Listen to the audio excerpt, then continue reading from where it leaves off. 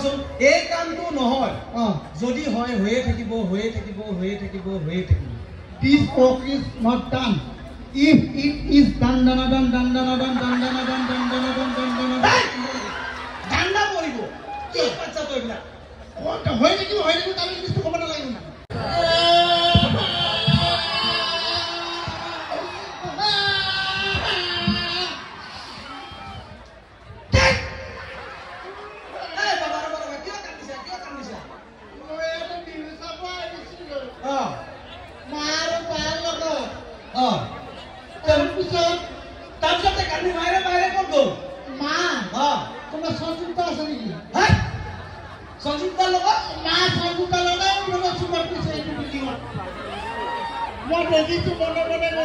আচ্ছা আৰু বাইদেউ ক'ত গ'ল আৰু বাইদেউ লগত কৈছে বনমালী বনমালী হ্যাঁ বনমালী লগত কৈছে এই ভালে গৈছে এই ভালে এই বনমালী ঘৰে ঘৰতে আলহী থাকে বিহু খাব দিছে আচ্ছা ঠিক আছে মাইলে বাইৰে হেৰালে বাইকৰে ক'ত গ'ল ঘৰত আছে বাইকৰে কি ঘৰত আছে বিহু মাইয়া ঘৰত ভেজৰ আছে বা কি সাংঘাতিক ফেমিলি মাক বাইক হেৰাল বাপেক আছে মাহীয়েকৰ ঘৰত ৰখি ঘৰতকে ৰখি দেখিব লাগে আন্ধাৰত ভয় কৰে আজি ঘৰত লাইন যাই থাকে দে ও লাইন যাই কেন মাহীয়েক ভয় কৰে দে আচ্ছা আচ্ছা আচ্ছা বাবা তুমি এনে পড়াশোনা কৰিছা নাই পড়াশোনা কৰিছ অংগনবাড়ীতে দাড়ি যাই তাৰ চানমাৰি পাইছে হি এতিয়া অংগনবাড়ী পঢ়িনি খবৰ দিছে কোনি পাৰ ধান্দা আচ্ছা তুমি মোক কোৱাচোন এবিসিডি জানা এবিসিডি জানো কোৱাচোন A for AGP B for BJP C for Congress এই মাথা দিলে ৰাজনীতি সোমাই গৈছে তাৰ হেতু নহয় A for apple B for ball এইবিলাকৰ কথা কৈছো ইলেকশন আহিছে সবৰে পাৰ্টি বিটাৰ নাম মনত আছে আচ্ছা তুমি 1 2 3 জানা জানো 1 2 3 আরে বা ব্রেকে না মারা তো 30 এর পর 40 লগে কো 30 এর পর 40 30 31 32 33 37 35 37 38 29 30 বুঝা না কি মাতিলি 30 এর পর 40 এর মাতি না মাত 30 31 32 33 37 35 37 38 29 30 এই লাইলে মা 30 31 31 32 33 37 35 37 38 38 29 30 39 40 কর দো হ্যাঁ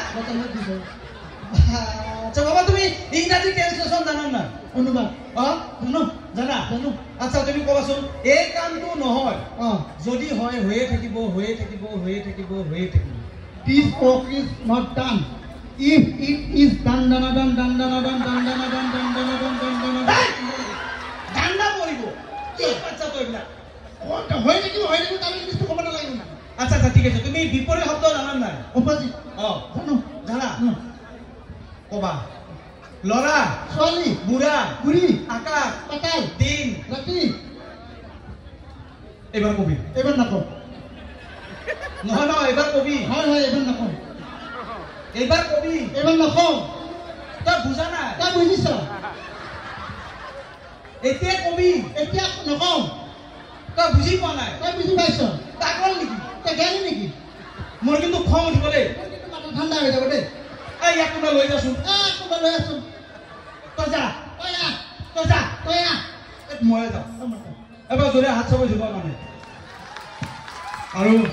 বিশেষ দীঘলীয়া নকৰোঁ আৰু অনুষ্ঠান আছে এটা এফাকি কবিতাৰে মোৰ অনুষ্ঠান সামৰিছোঁ আৰু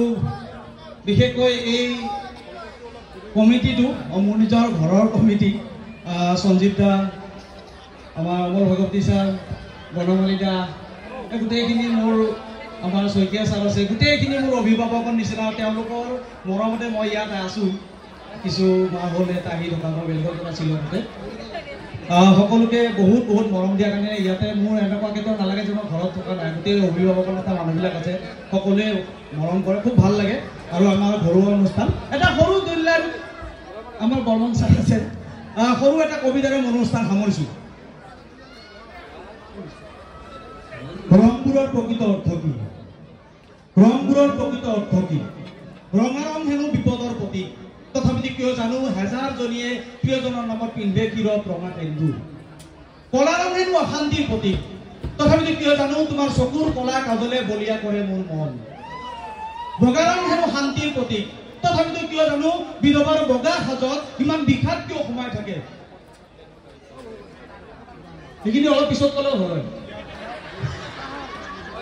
বিধৱাৰ বগা সাজত ইমান বিষাদ কিয় সোমাই থাকে মোৰ গাত থকা বগা দাগবোৰ দেখিলে তুমি বাৰু কিয় ঘিণ কৰা আচলতে এই ৰংবোৰৰ প্ৰকৃত অৰ্থ কি ৰং প্ৰকৃত অৰ্থ হৈছে মানৱ জীৱন সজোৱা যিবোৰ ৰং আছে সেইবোৰ ৰঙেৰে আমি জাতি ধৰ্ম বৰ্ণ নিৰ্বিশেষে সকলোৱে আমি আমাৰ মানৱ সমাজখন গঢ়িব লাগিব য'ত মানুহে মানুহৰ প্ৰতি দৰদ ভাল পোৱা আৰু বিশ্বাস থাকিব আমি এখন মানৱবাদী সমাজ গঢ়িব পাৰিম তেতিয়া আমাৰ সমাজৰ দেশৰ গাঁৱৰ সকলোৰে কল্যাণ হ'ব গতিকে আহক আমি সকলোৱে জাতি ধৰ্ম বৰ্ণ নিৰ্বিশেষে এখন মানৱবাদী সমাজ গঢ়ি তুলো জয় মানৱতা ধন্যবাদ পুনৰবাৰ সকলোকে ৰঙালী বিহুৰ বহুত বহুত শুভেচ্ছা আৰু শুভকামনা পাবনি হল বিহুটি আমাৰ কাৰণে আমি কৰি জীয়াই থাকক আমি যাতে সকলোৱে পৰস্পৰত মিলি জুলি সমাজখন শান্তিপূৰ্ণ কৰিব পাৰিম ধন্যবাদ জয় অসম